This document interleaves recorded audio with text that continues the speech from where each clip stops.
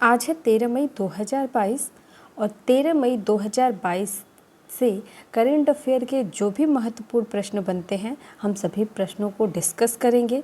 साथ में हम जीएस के एक महत्वपूर्ण टॉपिक पे भी बात करेंगे जहां से हमारे एग्जामिनेशन में प्रश्नों की संख्या आने की ज़्यादा से ज़्यादा संभावना बनी होती है, यानी कि उस टॉपिक से मैक्सिमम क्वेश्चंस पूछे जाते हैं, तो उस टॉपिक को भी हम कवर करेंगे। तो वीडियो पे एंड तक बने रहें ताकि आप हर एक महत्वपूर्ण जानकारी को प्राप्त कर सके। चलिए शुरू करते हैं। पहला प्रश्न है, हाल ही में ऑपरेशन दुधी के जीवित सैनिकों को किसके द्वारा सम्मानित किया गया? ऑप्शन ए है असम राइफल, ऑप्शन बी सशस्त्र सीमा बल, ऑप्शन सी सीमा सुरक्षा बल, ऑप्शन डी है भारत तिब्बत सीमा पुलिस। ठीक है, यहाँ पे इस प्रश्न का सही जवाब हो जाएगा ऑप्शन ए, असम राइफल ने हाल ही में ऑपरेशन दुधी के जीवित सैनिकों को सम्मानित किया है। यह ऑपरेशन 1971 में चलाया गया था। इस वजह से अभी तक जो लोग जीवित हैं उन सैनिकों में से जो इस ऑपरेशन में शामिल हुए थे उनको क्या किया जा रहा है? असम राइफल के द्वारा सम्मानित किया जा रहा है। चलिए अगले प्रश्न की तरफ बढ़ेंगे। प्रश्न संख्या 2 है, प्रत्येक वर्ष विश्व ल्यूपस दिवस कब मनाया जाता है? 9 मई, 10 मई, 11 मई या 12 मई को? ऑप्शन यहाँ पे बी हमारा सही हो जाएगा। 10 मई को प्रत्येक वर्ष विश्व ल्यूपस दिवस मनाया जाता है। Option B is right answer. चलिए अगले प्रश्न की तरफ बढ़ेंगे। तीसरा प्रश्न हमारा है, 12 मई 2022 को किसे मुख्य चुनाव आयुक्त नियुक्त किया गया है? ऑप्शन ए है अशोक कुमार, ऑप्शन बी सुशील चंद्रा और ऑप्शन सी है राजीव कुमार, ऑप्शन डी मनोज जोशी। इस प्रश्न का सही जवाब हो जाएगा ऑप्शन सी, राजीव कुमार को 12 मई 2022 को मुख्य चुनाव आयुक्त नियुक्त किया गया है। चलिए अगले प्रश्न की तरफ बढ़ेंगे। प्रश्न संख्या 4 है, 12 मई 2022 को किस राज्य में उत्कर्ष समारोह आयोजित किया गया है? ऑप्शन ए है Rajasthan, option B Bihar, option C Gujarat, option D Kerala. इस प्रश्न का सही जवाब है गुजरात राज्य में 12 मई 2022 को उत्कर्ष समारोह आयोजित किया गया है। प्रश्न संख्या 5 है, 12 मई 2022 को किसने श्रीलंका के प्रधानमंत्री पद की शपथ ली? Option A Mahinda Rajapaksa, option B Ranil Wickremesinghe, option C Gotabaya Rajapaksa और ऑप्शन डी है सजित प्रेमदास। तो पांचवें प्रश्न का सही जवाब है हाल ही में रनिल विक्रमसिंघे ने 2022 में श्रीलंका में प्रधानमंत्री पद की शपथ ली। हाल ही में अभी श्रीलंका में बढ़ रही महंगाई के स्तर को देखते हुए श्रीलंका के प्रधानमंत्री ने अपने पद से इस्तीफा दे दिया था, जिनका नाम क्या था? महिंदा राजपक्षे था। महिंदा राजपक्षे ने प्रधानमंत्री के पद से क्या कर दिया? इस्तीफा दे दिया, जिसकी वजह से श्रीलंका में प्रधानमंत्री का पद रिक्त हो गया। और जैसा कि आपको पता है कि प्रधानमंत्री का पद अगर रिक्त है और प्रधानमंत्री देश का कर्ता धर्ता होता है तो ये पद बहुत लंबे समय तक रिक्त नहीं रह सकता। इसलिए हाल ही में चुनाव कराए गए और चुनाव के बाद जो है यहाँ के नए प्रधानमंत्री नियुक्त हुए हैं रनिल विक्रमसिंघे। ठीक है।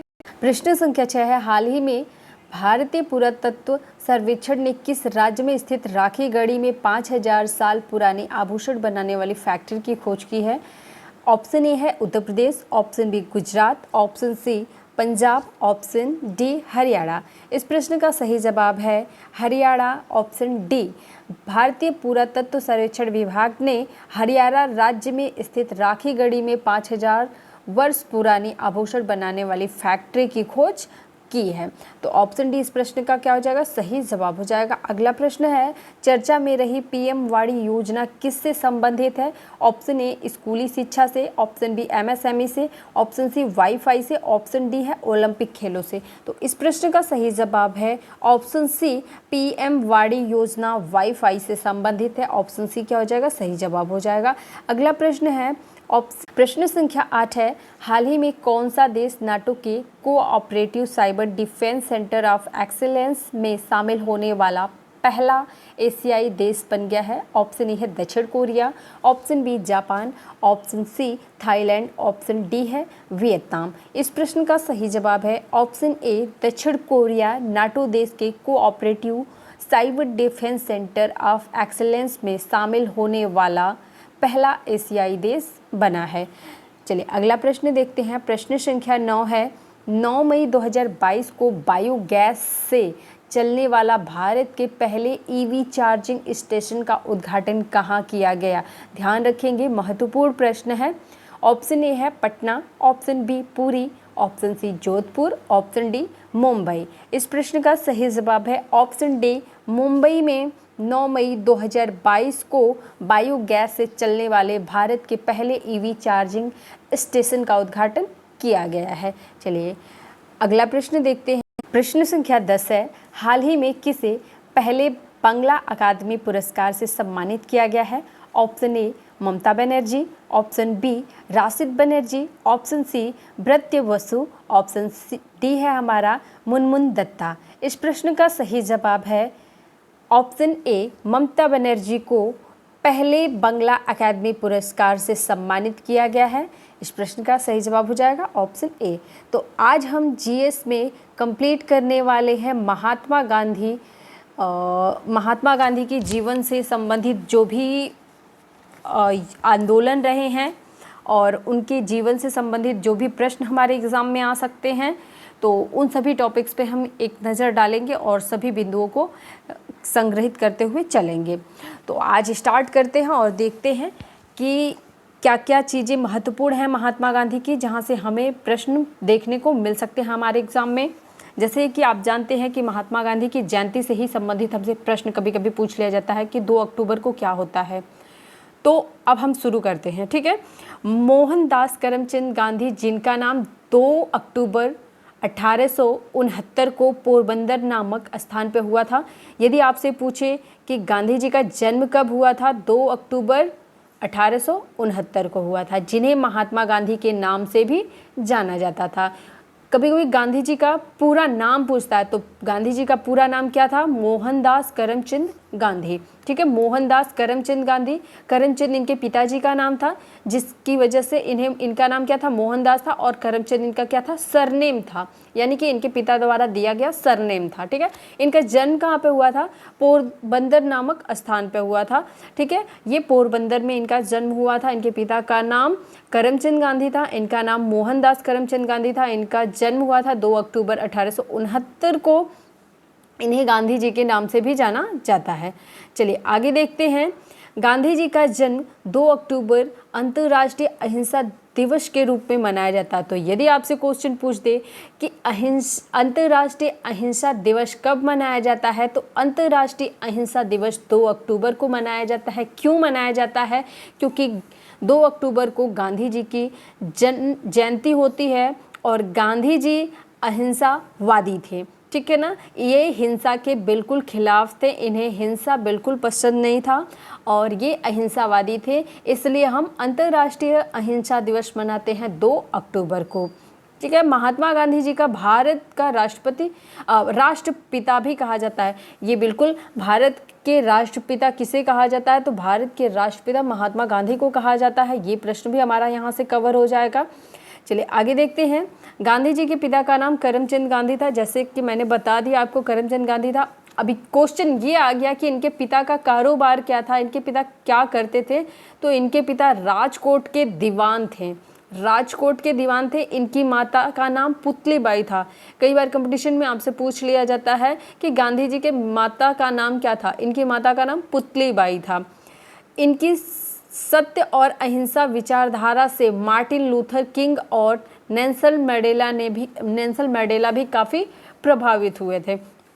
ये सारे पॉइंट्स इंपॉर्टेंट हैं, ठीक है। इसके बाद 5 मार्च 1931 को लंदन द्वितीय गोलमेज सम्मेलन के पूर्व महात्मा गांधी और तत्कालिक वायसराय लॉर्ड इरविन के बीच एक राजनीतिक समझौता हुआ, जिसे गांधी इरविन समझौते के नाम से जाना जाता है। तो पूछता है आपसे कि गांधी इरविन समझौता कब हुआ था? तो आपको पता होना चाहिए गांधी इरविन समझौता हुआ था 1931 को।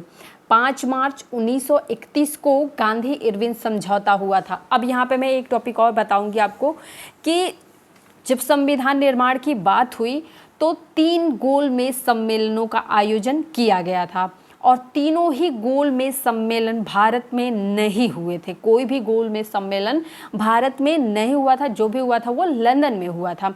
इसके बाद मैं बात करूंगी कि 3 गोलमेज सम्मेलन होने के बाद तीनों गोलमेज सम्मेलन में शामिल होने वाला एक ही भारतीय था जो तीनों गोलमेज सम्मेलन में सम्मिलित हुआ था। उनका नाम था डॉक्टर भीमराव अंबेडकर। तो क्वेश्चन आपसे पूछा जाता है कि तीनों गोलमेज सम्मेलन में शामिल होने वाले भारतीय का नाम, तो तीनों गोलमेज सम्मेलन में शामिल होने वाले भारतीय का नाम था डॉक्टर भीमराव अंबेडकर।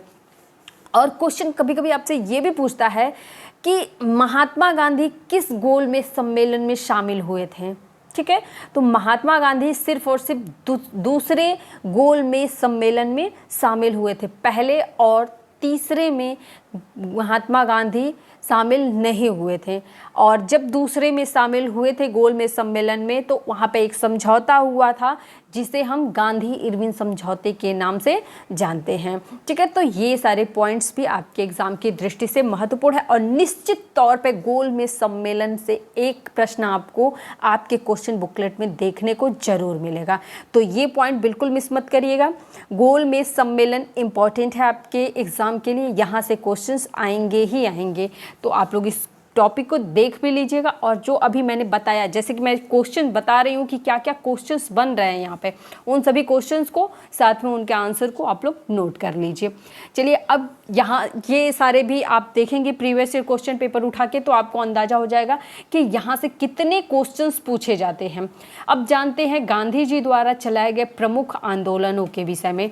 गांधी जी द्वारा आंदोलन चलाए गए थे।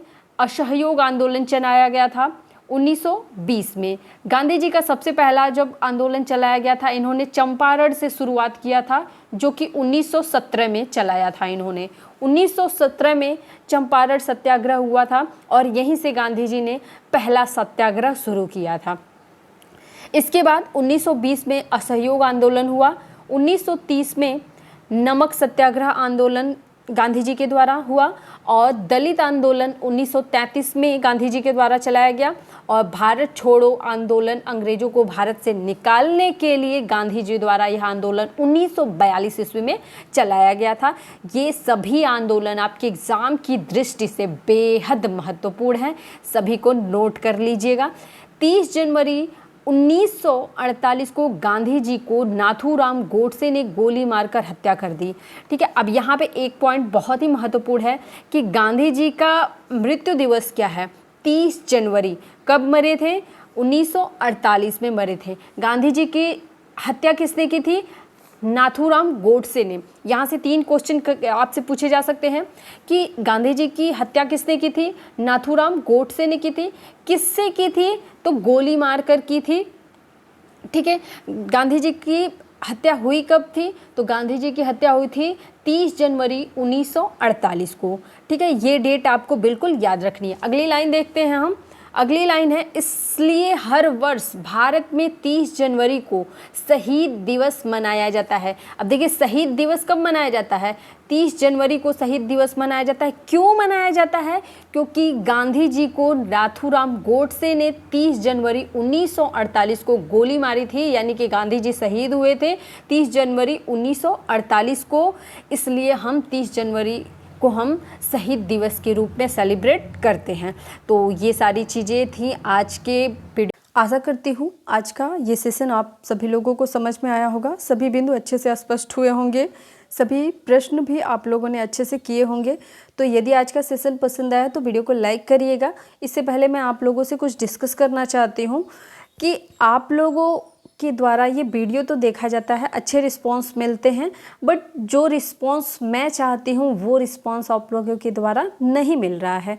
यानी कि मैं हमेशा आपसे कहती हूँ कोई भी ऐसा वीडियो उठाइए जिसमें मैं ये ना बोलूँ कि अगर कोई डाउट है आप लोग कमेंट के माध्यम से बताइए, लेकिन कभी भी आप लोगों का वीडियो में कोई कमेंट नहीं होता है। कमेंट होता है पर ऐसा होगा नाइस वीडियो, वेरी गुड, फलाना ठिकाना, मतलब कि ये नहीं होगा कि मतलब मैम आपने ये टॉपिक समझाया, इस टॉपिक में ये चीज़ें भी हो सकती थी, इस टॉपिक से ये प्रश्न भी बन सकते थे, मैम इस प्रश्न का आंसर क्या होगा, मैम मैं ये चीज़ नहीं समझ में आया। क्या सभी लोग बहुत अच्छे हो, आप लोगों को सब कुछ आता है, आप लोग को एक्स्ट्रा कुछ पढ़ने की ज़रूरत नहीं है?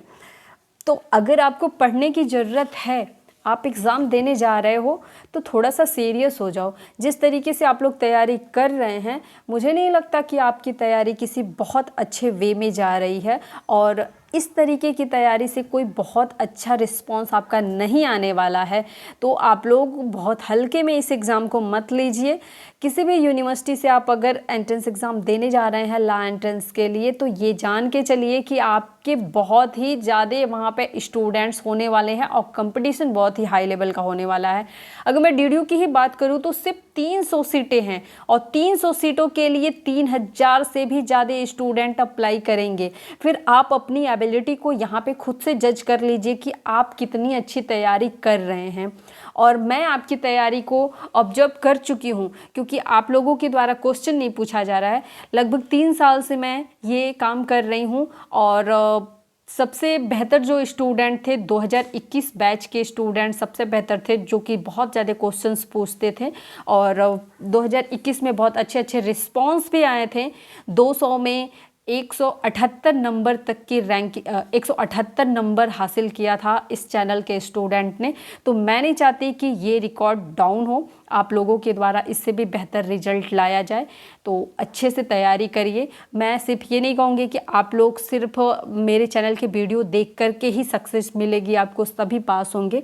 आप अलग से भी जो चीज़ करना चाहते हैं उसको करिए, पर साथ में जो मैं पढ़ा रही हूँ उसको थोड़ा सा सीरियस लीजिए। आप तैयारी कर रहे हैं तो ये नहीं है कि वीडियो देख लेंगे, मैं जो पढ़ा दूँगी बस लास्ट मोमेंट पे आप पढ़ लेंगे और तुरंत पास होकर के चले आएंगे। शुरू से लेके एंड तक थोड़ी मेहनत करनी पड़ेगी आपको। अच्छे से तैयारी करिए। मैं ना तो आपको डांट लगा रही हूँ ना फटकार लगा रही हूँ, बस मैं ये कर रही हूँ कि आपको जागरूक कर रही हूँ, आप लोगों को बता रही हूँ, आगाह कर रही हूँ कि जिस कंपटीशन में आप बैठने जा रहे हो वो थोड़ा सा मुश्किल है, ठीक है। तो जिस तरीके से आप तैयारी कर रहे हैं ये सही तरीका नहीं है आपकी तैयारी करने का। थोड़ा सा सीरियस हो जाइए, अपना खुद का नोट्स बनाइए और एक अच्छी तैयारी करिए प्लीज़। और यदि आज का सेशन पसंद आया तो वीडियो को लाइक करिएगा, इसे शेयर करिएगा, और प्लीज़ आज आप लोग कमेंट ज़रूर करिएगा। और हाँ, ये कॉम्प्लीमेंट के लिए मुझे कमेंट मत करिएगा, क्योंकि मैं कॉम्प्लीमेंट के लिए कमेंट करने के लिए नहीं बोलती, हमेशा आपको यही बोलती हूँ कि जो भी टॉपिक आपको समझ में नहीं आया है, जो भी बिंदु समझ में नहीं आई है, वो चीज़ें आप हमसे पूछिए कि मैम जैसे मैंने आज पढ़ा है गांधी जी से संबंधित अन्य जो प्रश्न बन सकते हैं आप उन पे डिस्कस करिए कि मैम ये प्रश्न भी हो सकता है या ये प्रश्न पूछा गया था। तो प्लीज़ इस सभी पॉइंट्स को ध्यान में रखिएगा और आज कमेंट ज़रूर करिएगा, और मैं कोशिश करूँगी कि और अधिक से अधिक वीडियो आप लोगों के लिए पब्लिश करूँ जल्द से जल्द और आपकी तैयारी को एक नया रूप दूँ। तो वीडियो देखने के लिए धन्यवाद।